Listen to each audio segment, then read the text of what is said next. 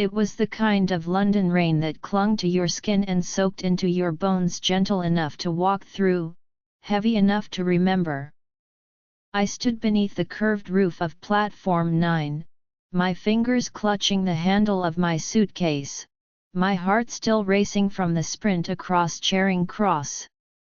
People moved like ghosts through the mist, trench coats and umbrellas, muffled voices, the occasional screech of a train breaking into stillness.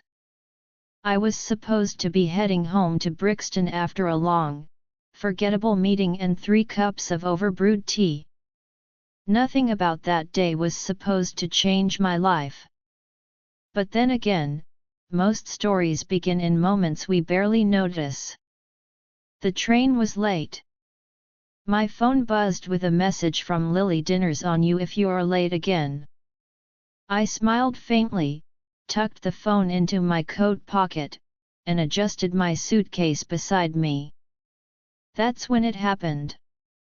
A commotion 2 feet away. Someone bumped into a metal post, cursed, dropped their suitcase, and in a clumsy exchange of apologies and shuffles, a black leather suitcase nearly identical to mine slid to my side. I didn't even look. I simply reached for the handle, gripped the familiar wear on the leather strap, and boarded the train when it finally arrived. My mind was already at the dinner table, arguing with Lily over Thai or Mexican. By the time I reached home, the rain had turned into a cold whisper against my window. I kicked off my shoes, turned on the kettle, and wheeled the suitcase into the living room. But something felt off. The zipper was stuck stranger than usual. My suitcase had a tear along the inner lining. This one didn't. When I opened it, the scent hit me first, lavender and old paper. My breath caught in my throat. Inside, beneath a neatly folded trench coat and a pair of leather gloves, was a stack of envelopes bound in twine. Dozens of them. I sank to my knees, heart thudding, and slid one free. Creamy paper, slightly yellowed. The handwriting on the front read: "To Taylor, but I'll never send this." I hesitated. Morality flickered in my chest. Don't read it, return it. But curiosity overpowered conscience. I opened the envelope. The letter was heartbreak carved into words. "I saw you at the corner of Rue de Belleville, just like I used to. You didn't see me. Maybe it's better that way. I still carry your scarf. It still smells like spring." There was no signature. Just initials, E.L. I stared at the letter long after I finished reading, its melancholy wrapping around me like the echo of someone else's tears. Who was Taylor? And who was E.L.? Why were these letters never sent? I reached for another, hands trembling slightly. I lied when I said I didn't love you. I thought it would make you safer. But lying didn't protect either of us. The kettle shrieked from the kitchen, pulling me out of the moment. I stumbled to my feet, turned it off, and returned to the suitcase. I checked the name tag. There wasn't one. No number. No address. Just a tiny sticker near the bottom, half peeled: Mayfair Gate 6. I should have stopped there. Called the station. Reported the mix-up. Done the right thing. But I didn't. Because something about those letters felt like they were written for me. Or maybe, just maybe, they were written by someone I wasn't supposed to forget. I didn't sleep that night. The letters lay in a careful stack beside my bed, their fragile paper breathing like secrets. I told myself it was wrong reading someone else's heart laid bare. But the words, they didn't just whisper. They ached. By morning, I had read 6 of them. They were all written in the same looping script, dated months even years apart. Some were frayed at the corners, as if the writer had carried them around. Others were stained faintly at the edges, watermarks that might have been rain, or tears. There was no clear pattern. No address. No real clue as to who Taylor was. But in every single letter, there was love. And loss. And something that felt dangerously close to guilt. If I could go back to that train station, I wouldn't have let go of your hand. I would have followed you. Even if it meant losing everything else. Who was this man? I found myself rereading that line again and again, imagining the station, the moment the heartbreak. The odd part? His voice sounded familiar. Not in tone, but in truth. Like something I'd once known. Or dreamed. By the 3rd day, I had a plan: return the suitcase to the train station and hope for a miracle. But part of me hesitated. What if the person who lost it didn't want it found? Still, I walked into Charing Cross with the suitcase and 100 questions tucked beneath my coat. I asked at the lost and found counter. No matches. No reports. Nothing. I was turning away when I noticed a man leaning against a pillar across the platform, tall, with dark curls slick from the drizzle, reading something tucked inside a leather-bound notebook. It was the way he stood still, with a kind of sadness that made the air around him quiet. He looked up. Our eyes met for half a second. Not long enough to say anything. Just long enough for my heart to misstep. I turned and walked away. Fast. Back at home, the guilt grew heavier than the suitcase itself. So I did something I hadn't done in years. I wrote a letter. Not for Taylor. For him. The writer. Whoever he was. I don't know why I'm writing this. I picked up your suitcase by accident. I read the letters. I didn't mean to, but I couldn't stop. I don't know who you are, or who Taylor is, but your words stayed with me. I think they always will. I sealed it. No envelope. No address. I folded it and placed it back in the suitcase right where I found the others. Maybe he'd come looking. Maybe not. But fate wasn't done with me yet. 3 days later, I returned to the station, same time, same platform. I didn't have a reason. Just a feeling. And there he was again. Leaning against the same pillar. Reading the same notebook. This time, I walked toward him. Closer. Closer. Then I saw it peeking from his coat pocket. The edge of an envelope. Cream-colored. A match. I stopped short, my breath catching. He looked up again, brows lifting as if he recognized me. Are you following me? He asked, voice warm and accented West African, perhaps. I think I picked up your suitcase, I said. His expression didn't change. But his eyes did. You opened it. It wasn't a question.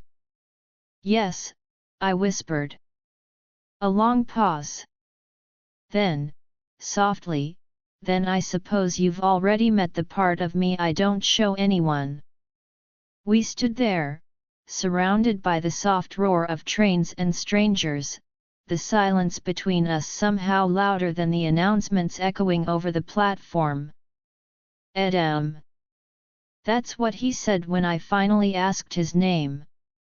He said it quietly, like it was something sacred. He had the kind of presence that didn't demand attention but held it. His eyes were dark, thoughtful, too knowing. Like he'd already read every page of the book I hadn't written yet. "I'm sorry," I said, not knowing what else to offer. He tilted his head slightly. "For reading them, or for liking them?" "I didn't mean to." "But you did." I hesitated. I couldn't stop. He looked away, lips twitching faintly. Not a smile. More like pain pretending to be polite. "Most people wouldn't have," he said. "They would have returned the suitcase and walked away." "I tried," I admitted. "But your letters, they felt like they weren't just for Taylor. They felt like they were for anyone who's ever lost something." That made him look at me again. Really look. We sat on a bench tucked at the far end of the platform. The air was crisp, the kind of cold that clung to your fingertips. Edam didn't speak right away. He watched the trains. His fingers traced the spine of the notebook in his lap. "I didn't mean for anyone to see them," he said at last. "I figured. They were never sent." "Not one. I wrote them over years. Some I wrote more than once." "Why?" He exhaled slowly. "Because some things are easier to say to paper than to people." I nodded. I understood that more than he could know. "Was Taylor," I began, but trailed off.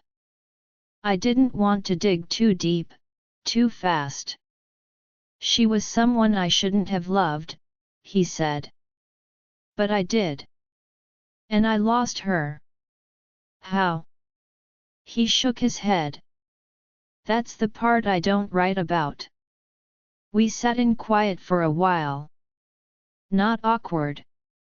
Just charged. Then he asked, "What do you do, Zoe?" I blinked. "I manage events.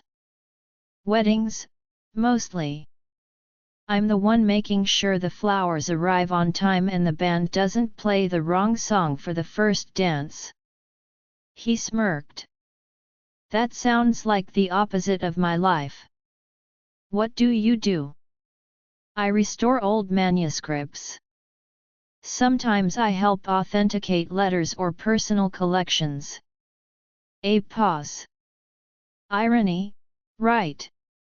I couldn't help but laugh. "So you spend your days reading other people's stories too?" "Mostly dead people's," he said dryly. "Well," I said, gently touching the suitcase still beside us, "these letters feel alive." He didn't answer. But I saw something in him shift. Just slightly. As the afternoon waned, and the station lights flickered on one by one, I reached into my coat pocket. "I wrote something too," I said, offering him the letter I had slipped into the suitcase days before. "It's not much.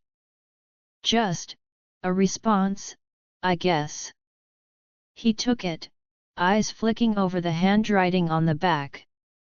He didn't open it. Just slid it between the pages of his notebook and closed it with a quiet finality. Then he stood. "Come with me." "Where?" "To where one of the letters was written." I blinked. "Now?" He nodded. "You wanted the story. Some of it's still out there. If you're curious enough to follow it." My feet moved before my mind caught up. I left the suitcase behind. But I knew something else had already taken its place, heavier, more dangerous. Hope. We didn't speak much on the walk. Edem led me through narrow streets just off the Thames, where the old city clung to its bones, red bricked buildings with ivy creeping along window sills, quiet bookshops with golden lettering, and rain puddles reflecting the yellow glow of hanging street lamps. I followed him like I was chasing a memory that didn't belong to me. We stopped at a small townhouse nestled between a bakery and a shuttered antique shop. The kind of place you'd miss unless you knew it was there. This was hers, he said. Taylor's. He nodded. She used to write music upstairs. The neighbors always said it sounded like the rain had a voice. His eyes lingered on the upper window. Dusty, dark, forgotten. She played the cello, he continued. The low notes always made the room feel smaller. Intimate. Like a confession. There was so much emotion in his voice it made my chest tighten. Did she live here alone? I asked.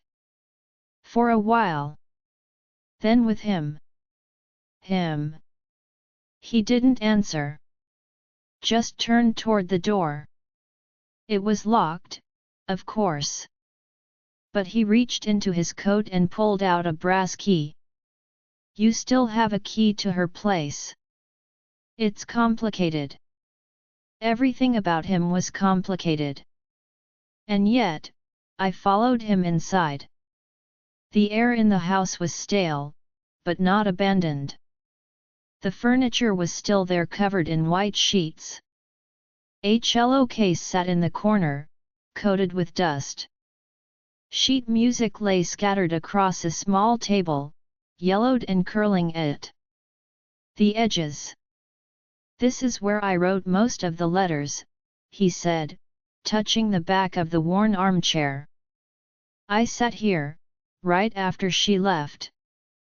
Left, or disappeared. He looked at me, startled. You never say she left you. You always say you lost her. He nodded once. She didn't say goodbye.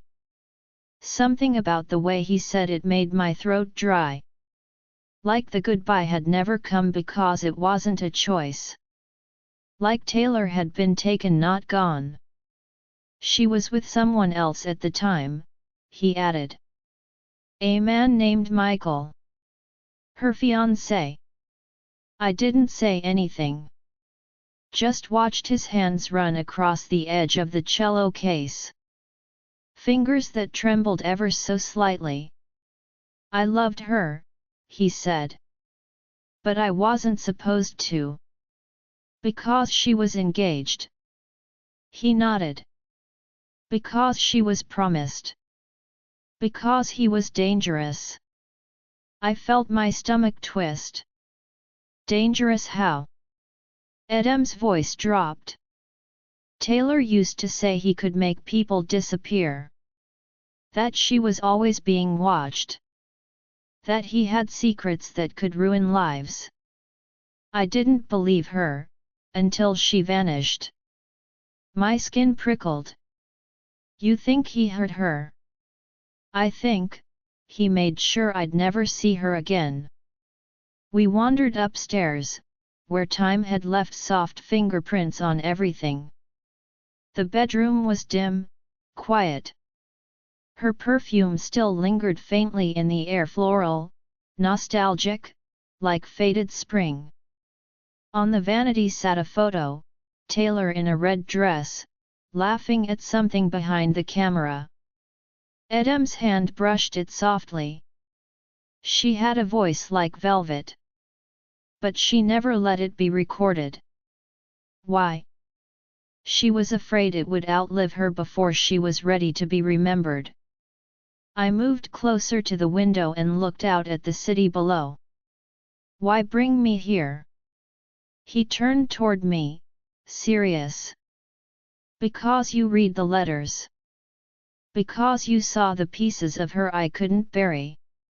And because, for the first time in years, I think someone else believes she existed. I swallowed hard. Of course I believe she existed. He took a step closer. Zoe. This isn't just about finding out what happened to Taylor. Someone didn't want those letters read. And if I'm right, they'll know someone opened them. I felt my pulse stutter. You think someone's watching you? I think, he said, eyes steady on mine, that you've walked into a story that isn't finished. And someone is afraid of how it ends. The next morning, I found a letter tucked inside my coat pocket. It hadn't been there before. Same creamy paper. Same handwriting.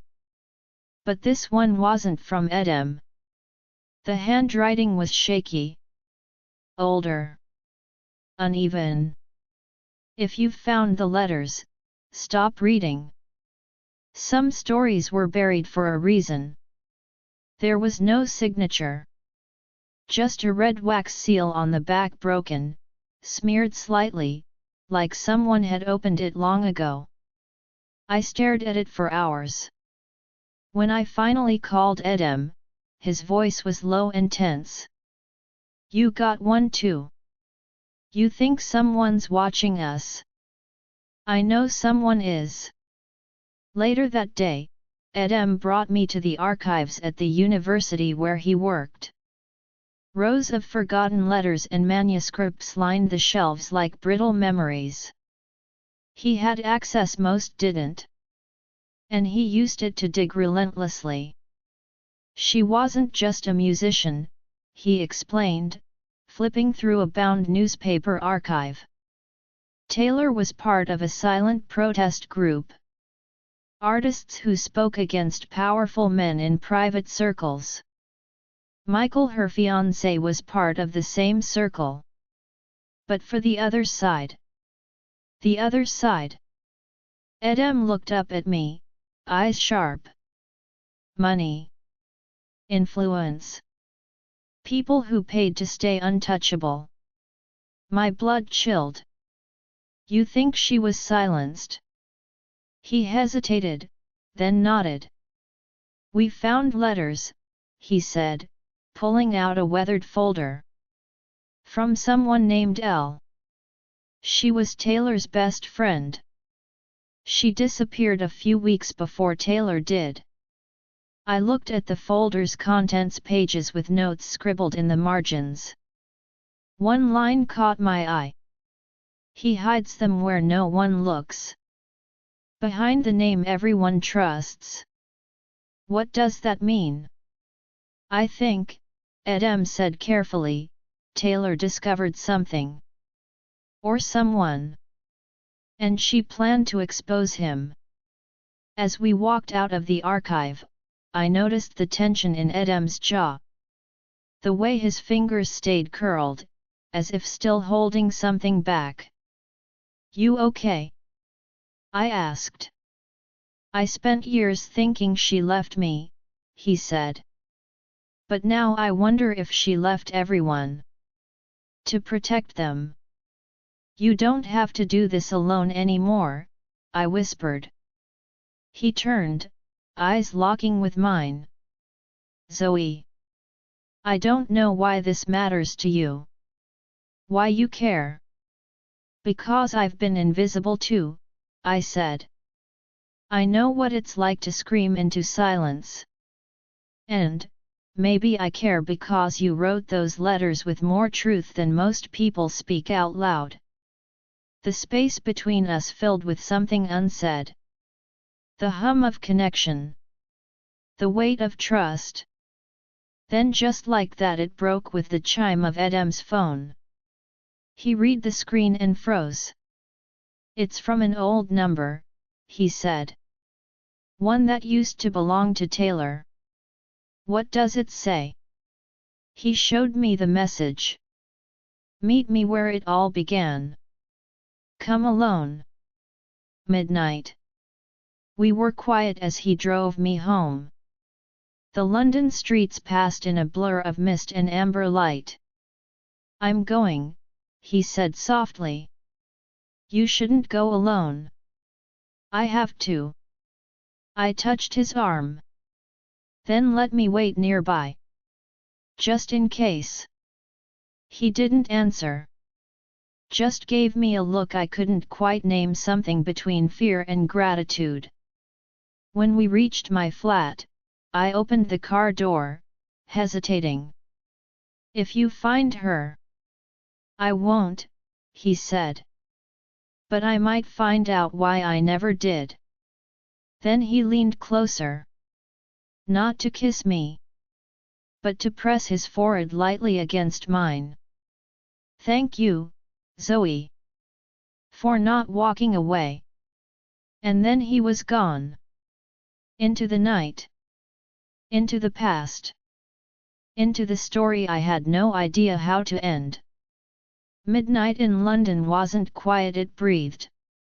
The streets near the river hummed with distant traffic, the occasional echo of footsteps, and the persistent whisper of wind against stone. I sat across the street from the old train signal house, heart thudding like a second hand ticking in my chest. Edem had gone in 10 minutes ago. He told me to wait. I said I would. But promises made under flickering streetlights rarely hold. So I followed. I stepped out of the car and slipped around the building's back alley. The door had been left slightly ajar. I pushed it open. Inside, the air was thick with dust and forgotten time. Faint voices drifted up from the underground stairwell. I followed them quietly, each step sinking deeper into shadows. At the bottom, a storage room filled with abandoned lockers, water-stained tiles, and broken clocks. And Edem, facing a man in a grey wool coat. Older. Clean-cut. Cold. You shouldn't have come, the man was saying. Edem's jaw was tight. You sent the message. I didn't. But I knew you'd come anyway. Just like she did. The tension between them sparked like flint and stone. I trusted you, Edem said.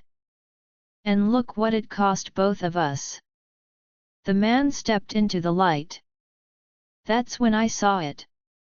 The same eyes. The same mouth. He looked like an older version of Edem. I gasped. They both turned toward me.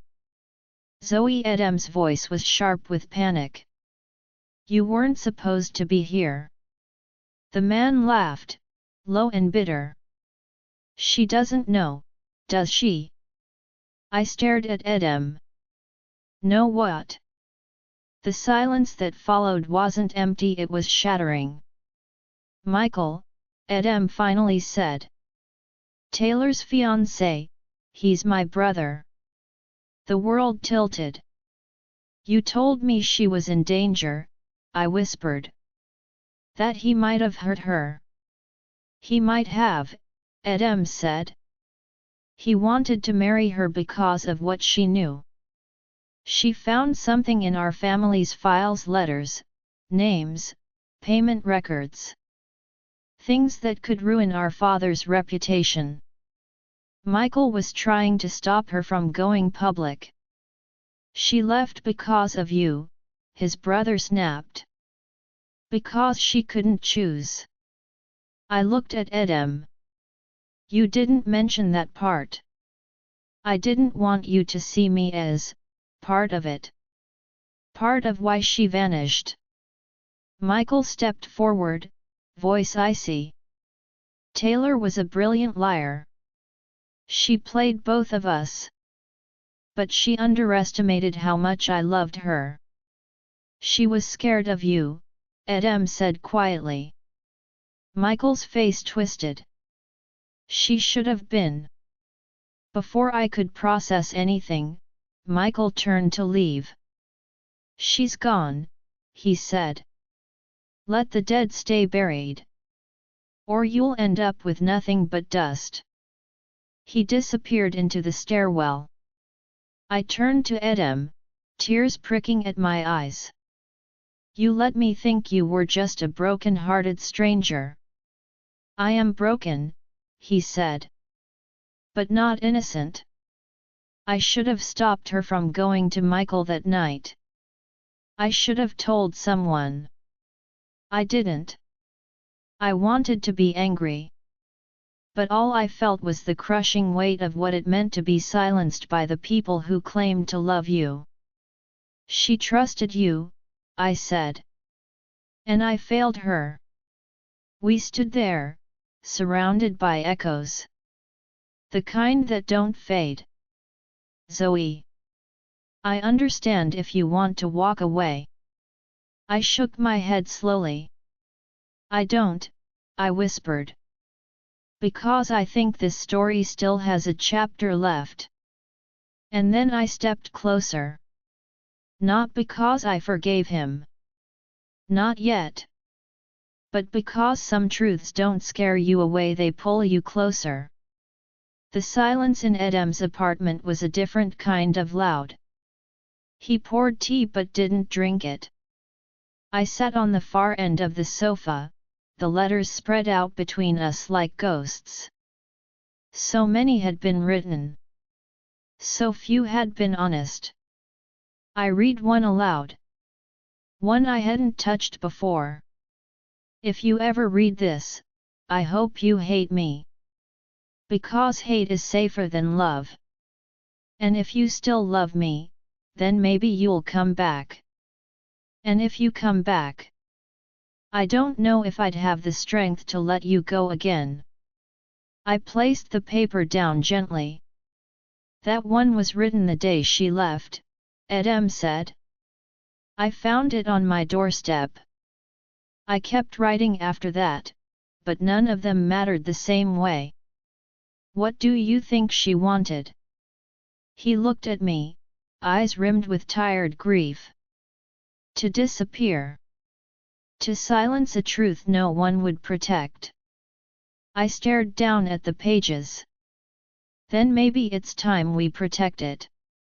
We spent the next 2 days combing through Taylor's journals, the hidden notes from her friend Elle, the receipts. Edem had found pieces of a much larger puzzle. A name kept surfacing. Alistair Olantham. A philanthropist. A businessman. A man who funded the same foundation Taylor tried to expose. Michael's mentor. Edem tracked down old records, connections between Alistair and a series of off-the-books transfers. Bribes. Blackmail payouts. The kind of evidence Taylor must have found before she vanished.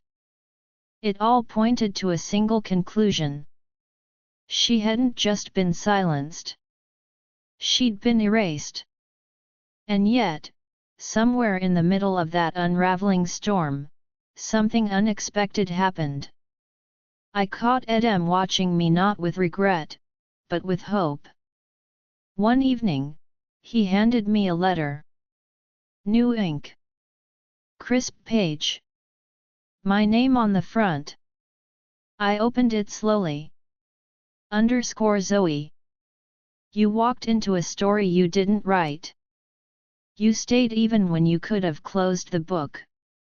You listened. You challenged me. And somehow, in the wreckage of the love I lost, I think I started to fall for the truth you offered instead. If there's still room in your story, let me be more than a chapter. _" My throat closed up. He wasn't asking for forgiveness. He was offering a future. That night, I stood on the bridge overlooking the Thames, the letters tucked in a box beside me. I had a choice.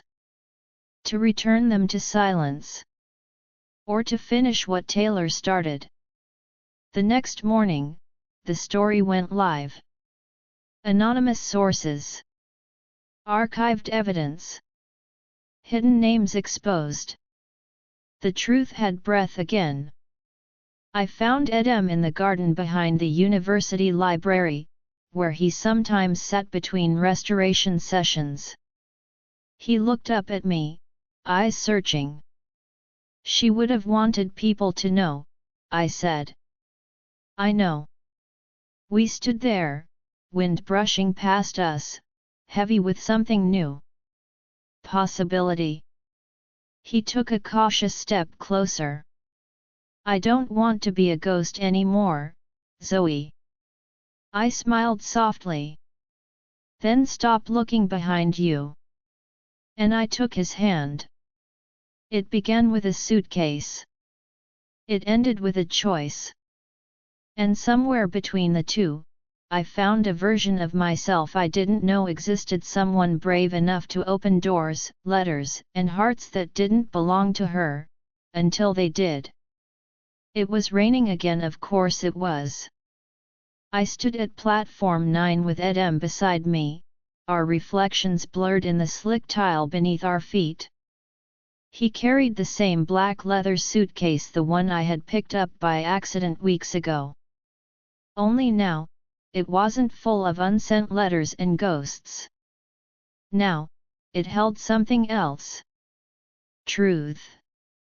And something even rarer, peace. "I thought I'd never come back here," he said softly. "I didn't think I'd come back with you." He smiled, really smiled, and took my hand. "I kept trying to write an ending," he said. "But the best part of any story isn't the ending. It's what comes after." We walked to the bench where I had first read his words. The same bench where I'd realized the letters were never just about Taylor, they were about love unspoken, pain unprocessed, and the aching need to be seen. He sat beside me and pulled something from the suitcase. The last letter. Unopened. Unaddressed. "Found it under the lining," he said. "She must have hidden it." He handed it to me. I opened it with careful fingers, breath held. Underscore to the one who finds this. I hope you read every letter. I hope you understood what I couldn't say out loud. I didn't run. I chose silence because speaking meant losing everything. But maybe if you're reading this, then truth found its voice anyway. And if you're him, know that I loved you more than music. Always. Taylor underscore. I pressed the page to my chest. For a long time, neither of us spoke. The train arrived. We didn't get on. Because this platform wasn't an exit anymore, it was a beginning. Edem looked at me. What now? I thought about the story we'd uncovered. About the letters we'd read. About the space between sorrow and hope. We live, I said. Without pretending we're broken. He nodded, leaned forward, and kissed me. Not like a goodbye. But like a promise. As we left the station, the rain let up just enough for the light to come through. Not bright, not dramatic, just enough to believe the sky had forgiven us for carrying too much pain. And in that softness, I knew. Some stories don't end. They begin again. With a suitcase. A stranger. And the love you never saw coming. If this story moved you even a little, please like or comment, it helps more people find it. Subscribe and turn on the bell so you never miss a love story whispered just for you. We're building something special here, a space for stories that speak to the soul.